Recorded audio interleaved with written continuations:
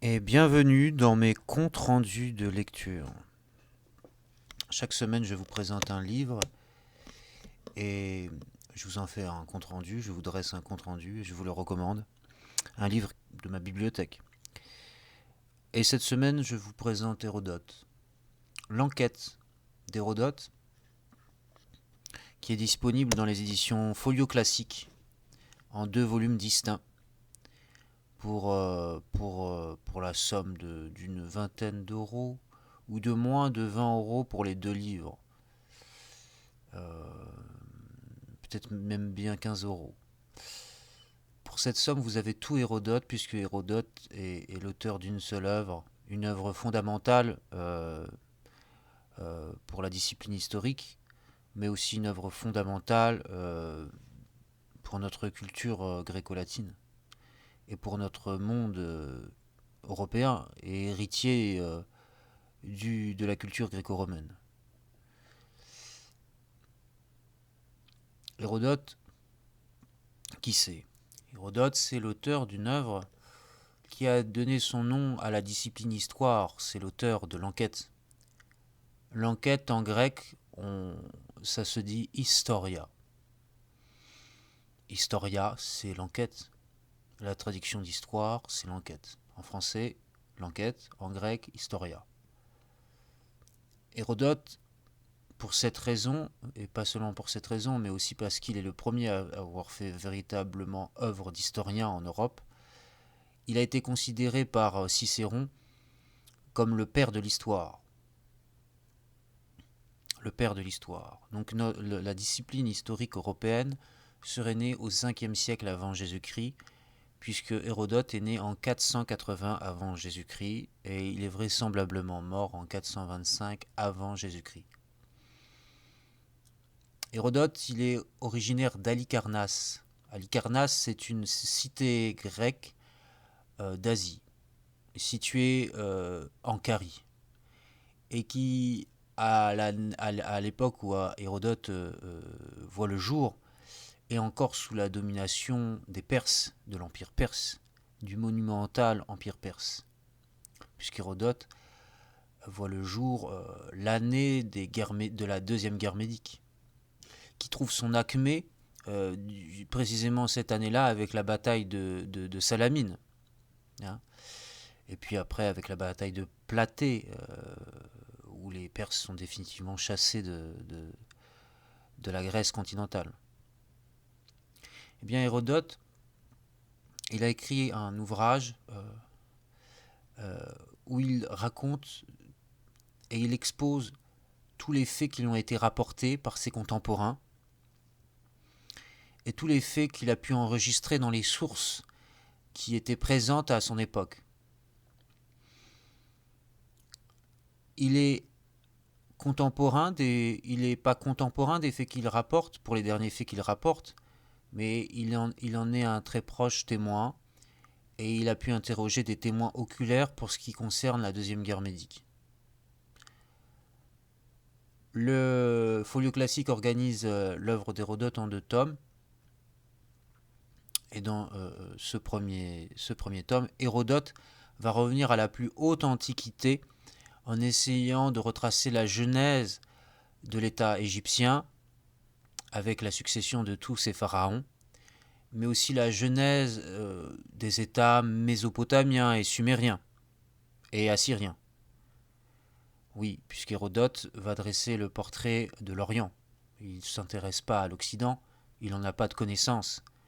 Et il va se déplacer lui-même sur les lieux qu'il prétend narrer, puisqu'il il va se rendre en Mésopotamie, et il va aussi surtout se rendre en Égypte, et il va rencontrer en Égypte les prêtres et les grands prêtres d'Amon.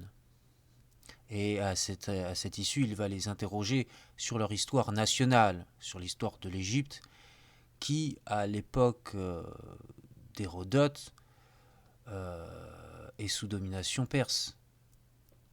Enfin, pas tout à fait, puisqu'à l'époque d'Hérodote, l'Égypte est en révolte contre l'Empire perse. Et elle est aidée et soutenue par Athènes, par la Ligue de Délos. Et c'est cela qui nous manque à ajouter dans la vie d'Hérodote, c'est que Hérodote, bien qu'il est né à Lycarnasse, il va être une personnalité très importante du monde athénien, de la cité d'Athènes et de l'entourage de Périclès, le grand homme de la cité d'Athènes, puisque la cité d'Halicarnasse va être délivrée du pouvoir des Perses par l'entreprise de libération menée par Athènes. Athènes qui reprend la tête après Sparte de la Ligue panhellénique qui se propose de libérer tous les Grecs du monde, et en particulier les Grecs qui vivent en Asie, c'est-à-dire en Asie mineure. Donc Halicarnasse va être une des cités qui va intégrer cette grande et puissante Ligue de Délos gouvernée par Athènes. Et par ce biais, Hérodote va pouvoir se déplacer jusqu'à Athènes. Et ces ouvrages que l'on voit là et que nous on lit, eh bien, ils étaient composés à l'époque d'Hérodote, non pas pour être lus par quelques membres de l'élite, mais ils étaient composés pour être récités en public euh, à l'Agora, par exemple. Et on sait qu'Hérodote, dans les années 460, avait déjà fini la rédaction de son enquête. Du moins, c'est pas qu'il l'avait déjà fini, mais il en avait déjà composé de bons morceaux. Et pour savoir si ces morceaux étaient au gré du public et de la population, il les récitait en public sur la place de l'Agora d'Athènes. Il y avait des récitations publiques, des histoires d'Hérodote, et ça amassait beaucoup de monde. Ça amassait beaucoup de monde, surtout quand Hérodote, pour exalter la gloire d'Athènes, parlait des guerres médiques, et notamment de la bataille de Salamine et de la deuxième guerre médique, où là les Athéniens ont brillé, et qui est le point de départ de la domination athénienne dans laquelle le monde vivait à l'époque où Hérodote récitait ses histoires, son enquête. Et Hérodote va être très proche, se montrer très proche du pouvoir athénien et de la gouvernance de Périclès, puisqu'il va participer, on le sait, à l'expédition pour fonder la colonie italienne de Touriwa. Touriwa, qui est une colonie et un pied-à-terre d'Athènes en Italie du Sud, Italie qu'on appelle à l'époque la Grande Grèce. Et donc Hérodote va séjourner un temps à Touriwa et va participer activement à la colonisation de Touriwa en Italie du Sud au profit de la puissance athénienne. Hérodote est donc bien plus un Athénien qu'un Halicarnicien, je ne sais pas comment on le dit, qu'un habitant d'Halicarnasse. Il est habitant d'Halicarnasse et il est identifié à cette cité quand on l'appelle, mais en état, il est beaucoup plus serviteur de la Ligue de Délos et de la puissance athénienne que de sa cité natale. Donc je reprends Hérodote, va retracer l'histoire de la plus haute antiquité des régions d'Orient, et donc ça va être surtout la Mésopotamie et l'Égypte. Et la Mésopotamie, on va avoir une suite non interrompue de rois et de reines de Babylone. Et il va nous détailler comment ensuite Cyrus s'est emparé de Babylone. Il va parfois utiliser des noms obscurs, mais que les historiens ont réussi après coup à identifier avec des noms bien identifiés par l'archéologie. Bon, il ne parle pas seulement dans ce premier tome de l'Égypte et de l'Orient, de Mésopotamie, du Proche-Orient. Il parle aussi des sites et des peuplades vivant au-delà de l'Ixios, au-delà du Danube. Mais voilà pour l'ère géographique qu'il dresse, du moins. Et ce qui est intéressant, c'est qu'il va aller sur les pas et sur les traces d'un chroniqueur qui l'a précédé, qui s'appelle Hécaté de Milée, en Égypte, où il va aller interroger les prêtres du temple d'Amon et leur demander si leur histoire est véridique, si si l'Antiquité et la très antiquité de leur État peut se comparer à la Grèce, et il va avec étonnement voir que les grands prêtres vont se moquer de façon assez gentillée de la mythologie des Grecs qui prétendent, pour la plupart et pour du moins les élites, descendre de dieux et de héros de la mythologie. Mais les prêtres d'Amon vont bien montrer à Hérodote, en lui faisant visiter une salle, la salle dite des statues ou des piliers, salle où tous les grands prêtres d'Amon sont représentés par une statue de pied en cap. Ils vont bien montrer à Hérodote que les prêtres et les grands prêtres d'Amon, beaucoup de grands prêtres d'Amon existaient avant leur héros mythologique et même avant leur dieu, et pourtant eux ce n'étaient que des hommes.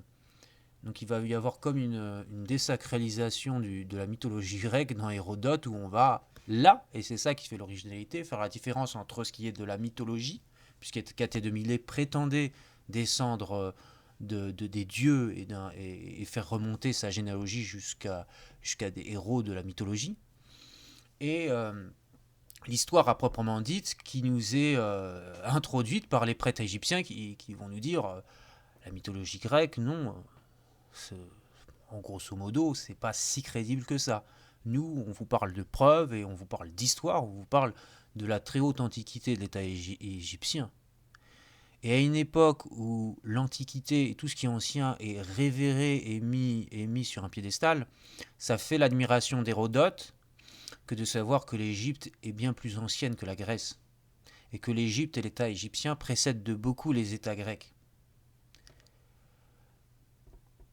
Hérodote va donc nous livrer. Mais Hérodote, c'est un historien, puisque mais il n'a pas un esprit critique très développé comme le fera ensuite Thucydide, qui va analyser vraiment et donner un sens à ses écrits. Hérodote, il nous livre tout. Il nous livre tout, et il nous livre des on-dit, il nous livre même des légendes, il nous livre des habitudes qu'il peut déformer, et il ne les juge pas. Il rapporte plusieurs versions, mais il arbitre rarement entre les différentes versions qu'il rapporte. Donc voilà pour le premier tome qui dresse l'histoire de l'Égypte, de la Mésopotamie, qui nous parle de l'histoire de Cyrus, qui remonte jusqu'aux Sumériens, qui parle des Assyriens et des Mésopotamiens. Ensuite, le second tome, c'est peut-être la partie la plus connue d'Hérodote et la plus utilisée et la plus mise en avant. C'est le deuxième tome qui dresse le portrait des guerres médiques. Des guerres médiques, de ces guerres qui ont mis aux prises la civilisation grecque et la civilisation perse. La première guerre médique avec la bataille de Marathon, et la deuxième guerre médique avec les batailles des Thermopyles, de Salamine, de Platée. Et dans notre monde contemporain, le film 300 a largement popularisé les écrits d'Hérodote, puisque c'est des écrits d'Hérodote que l'on a la première version, si j'ose dire, de la guerre médique. Ce n'est pas tout à fait vrai, puisque Échille, dans sa pièce de dramaturgie qu'il a appelée Les Perses, c'est lui le premier auteur qui a écrit sur la guerre médique, puisque cette pièce a été représentée moins de 10 ans après les faits, en 472, les Perses d'Échille, en 472 avant Jésus-Christ. Or, Hérodote relate les faits de la guerre médique 10 ans après Échille, dans les années 460 avant Jésus-Christ, à l'apogée de la puissance athénienne. Donc c'est un des premiers écrits sur les guerres médiques, et c'est là où on trouve les faits d'armes et les faits de gloire des Spartiates qui se défendent jusqu'au dernier, des 300 Spartiates qui se défendent jusqu'au dernier à la bataille des Thermopyles, qu'on trouve le récit de la bataille de Salamine, qu'on trouve le récit de la bataille de Platée. Et l'enquête se termine par l'expulsion des Perses de la Grèce continentale. Donc Hérodote est la source essentielle pour lire et analyser cette période de l'histoire. Donc je vous invite à lire Hérodote pour vous faire un avis C'est une lecture très attachante, il est parfois assez naïf, mais il a une bonhomie, euh, une joie communicative dans ses écrits qui, qui peut nous ravir. Qui peut nous ravir. Hérodote, c'est un fondamental à lire.